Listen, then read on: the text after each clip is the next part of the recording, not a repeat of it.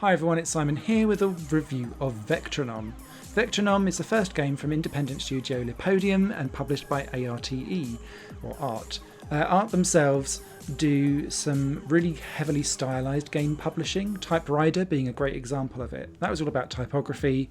Vectronom is all about rhythm and platforming, and think of this game almost like Rhythm Heaven or Rhythm Paradise on the Nintendo and the DS's, but just taken out from a minigame context into a platform context.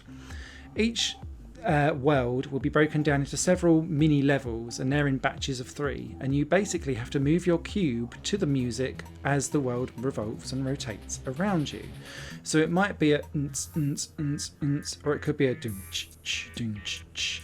It will be different rhythms depending on the type of level that you're in, and the levels will grow in complexity, and you move your block basically back and forth. And I love how the levels all they have a rhythm to it, but it's also quite psychedelic and hypnotic in the way how it all constructs itself in front of you and then flips and rotates and becomes the other level. And essentially you're moving this block back and forth across the screen. You're not even progressing forward necessarily, but it's just in a really highly stylized, hypnotic environment, and it's one of those games that attacks all of your senses, but does it very similar to how Rez, Child of Eden and so on and so forth do their games, and Tetris Effect actually.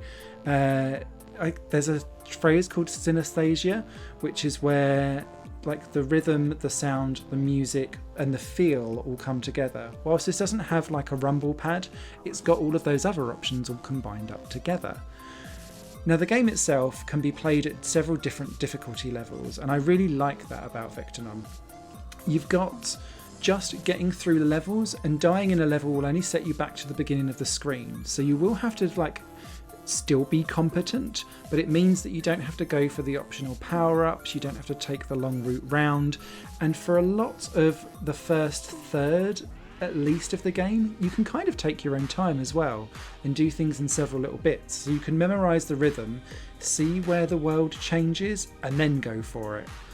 As the game progresses, those breaks start to get fewer and further between, and so you'll have to start chaining up more complex rhythm events, and what will happen is that the platform that you're on will disappear, so you'll need to on the beat move to the platform that you know will appear, so you'll have to learn the pattern with the rhythm and then go for it, but you won't be able to stop in between, you'll just have to try and do the level almost in one go. There's a real satisfaction from doing that as well, because as soon as you do it, then the level changes to the next evolution, and then you can kind of stack them back to back as you go, and that's really quite cool. And there's quite a lot of levels to get through, although they are very quick, and if you get into the rhythm of this game and kind of get zoned in, you'll get through the first probably 2/3 of the game really, really quickly, and it's the last third that you'll be like, my brain! Once you've then completed the game, there is then a freestyle mode that's unlocked afterward, where you can change the tempo of the levels as you go along. And it's really funny because you'd think sometimes that changing something down to a really slow tempo would make that really easy, but you have to be proper precise. And I find myself getting excitable and smacking a button too early and then being like, nah, and falling off and dying. Whereas fast, you can almost, because you're not thinking about it, you're almost in automatic mode to the beat. Sometimes that can be easier. This game also supports drop-in and drop-out multiplayer as well, which is quite cool. I've not had the chance to actually really deal with it myself. I had my partner come in and play with it very briefly, and apologies there's no gameplay footage of that, but it can be done. What also can be done as well, and I do appreciate this, is that you can plug in USB dance mats, yes, and MIDI instruments as well, so that you can basically try and physically move to the rhythm of the beat as well. The dance mats are particularly fun if you've got one to hand. So I really appreciate the fact that they've put in that extension, because it does change up the game entirely and really gives you that synesthesia feel when you're on the dance mat.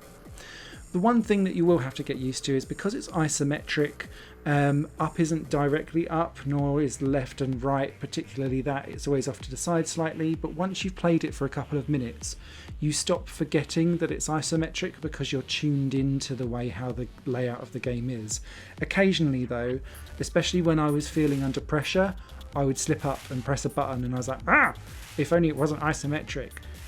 But I prefer to have that isometricism because it really lends itself to the aesthetic of the game in general. So yeah, Vectronom, big thumbs up from me.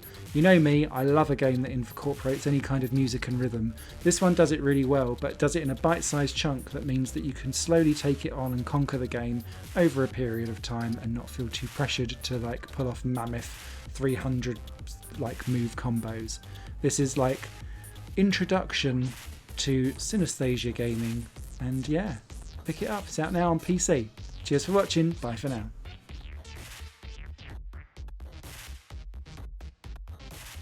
This channel is just one of my many projects that cover games, music and film. If you enjoy any of these and would consider supporting me to develop further in the future, you can do so by visiting patreon.com/Satorimon.